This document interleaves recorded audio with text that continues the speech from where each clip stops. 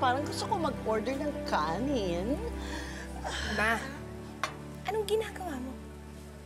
Taking pictures. Enjoying God's creation. Ma? Ma, please. Sweetheart. Ay, Nick. Kanina pa kita tinatawagan. Hindi kita makontak. Lobat na nga itong cellphone ko sa katatawag buong araw eh. Ano, may good news na ba? Wala pa nga eh. At ako, Nick, yung tauhan mong si Migs, bigla-biglang umalis. Baka naman maghahanap lang din yun. Hindi. Kuya, iba yung nadinig ko kanina eh. Parang may secret silang pinag-uusapan nung isa pang tauhan. Ano ba ibig mong sabihin? Basta, ang naabutan ko lang, may tumawag sa kanya. Tapos nun, nagmamadaling umalis. Pupuntahan daw yung tita Ched, yung tita ni Trudis.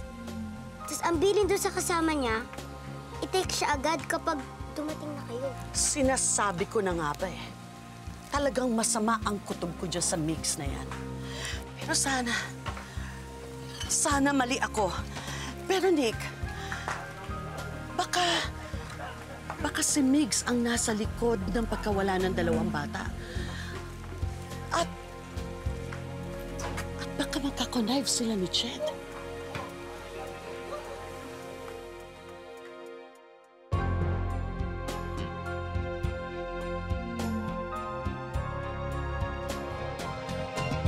Alam niyo po, kinuha po kami ng isang mamang clown. Tumatakbo po siya, hindi po namin mahuli. Kasi po ang dami pong bato doon sa tinatakbuhan po. Excuse me, nasan po yung mga bata? Tita Ched! Trudis, Upeng! Halika dito.